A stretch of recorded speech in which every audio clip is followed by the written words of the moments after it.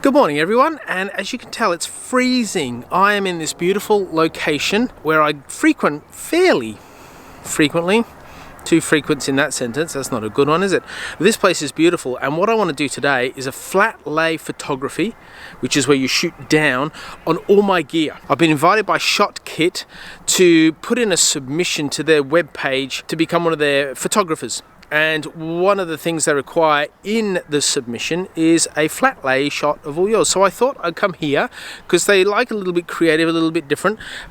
If you look up, you can see these incredibly tall pine trees. It's just beautiful. I'm not actually going to shoot up though. I'm going to shoot down into this space, which I thought would make for a really creative and different background than just your table or your floor or white or a black or a slate or whatever. So why not join me, right? Because no one likes to shoot alone. So I'm going to set this up, do this thing, and you can watch on. Last night I laid out all my gear. I designed it on the carpet at home. It looked like this, and I did that so that when I could turn up here I'd have a plan to go by to make it look really good, and use some of the other elements that are on the ground here to make it really pop, and we will see how we go. Alright, so what you first have to do is get all your gear out of the bag, and I've put the most important thing in the center that everything else kind of revolves around it, which is the camera. Okay, enough talking, let's get to it.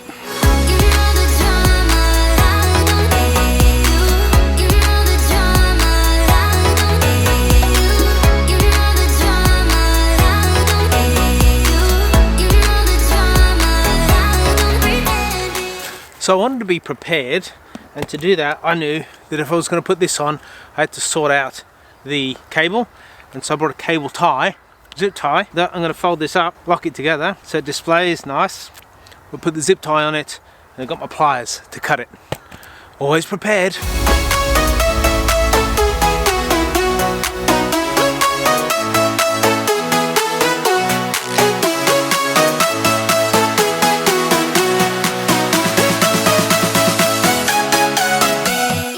You want to make sure everything pops up rather than slants either way. This sort of setting, perfect for that, because you can use little props underneath. You want even spacing between everything.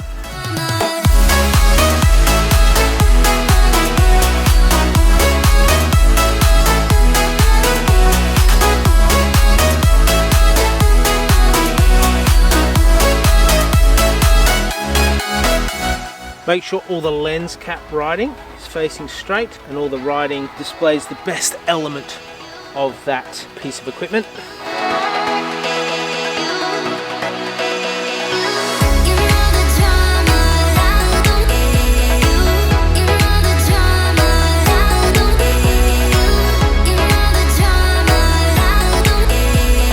Alright, so I think this is looking pretty good.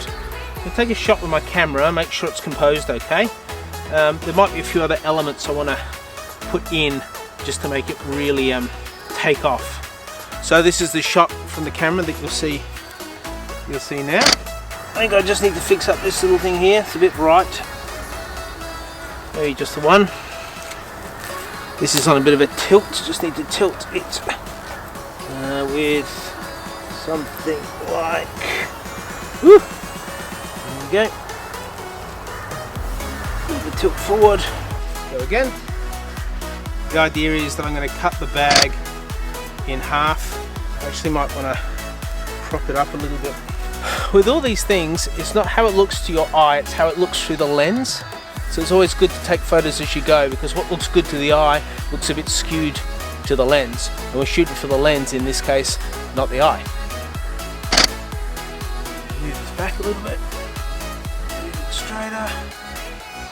How's that? Me and OCD. If you know me, my life is not OCD, it's the exact opposite, which I think they call total chaos. But this, looking good. This is the photo we have.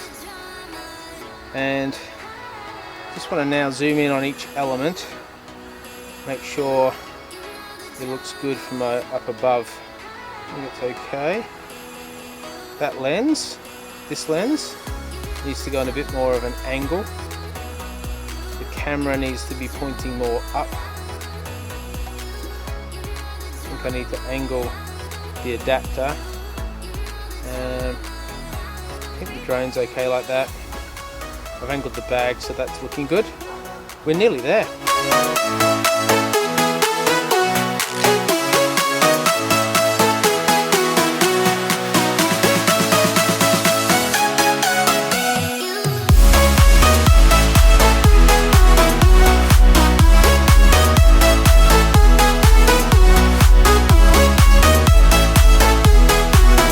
Okay, I think we're nearly ready.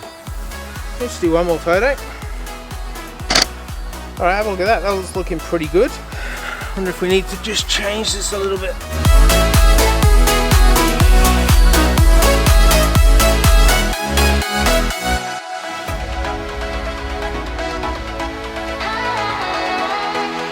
Moved my camera here. It felt like it was out of the way here. It feels more central here, which meant you have to move the other elements around a little bit. And I think I'll do without that. What I found with photography is you need time.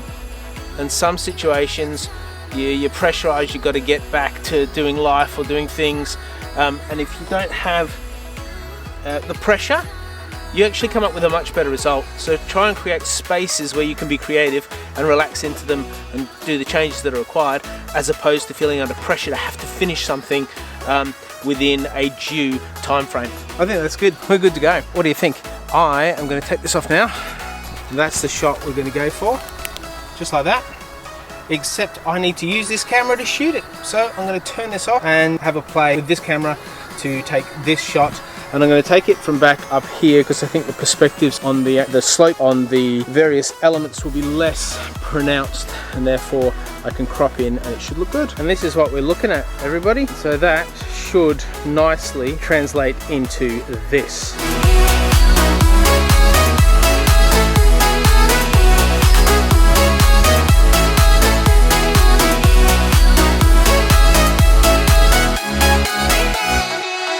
There you have it, flat lay photography in the forest. Pretty cool, right?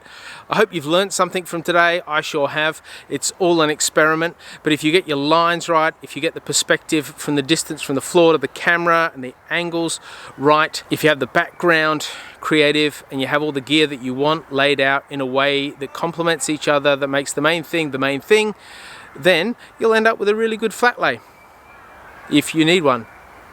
And I guess if you're watching this, then maybe you do. It works with everything, not just camera bags. Thanks for watching. Subscribe, hit the bell, all the buttons, whatever you like. I'll see you in the next video. Bye.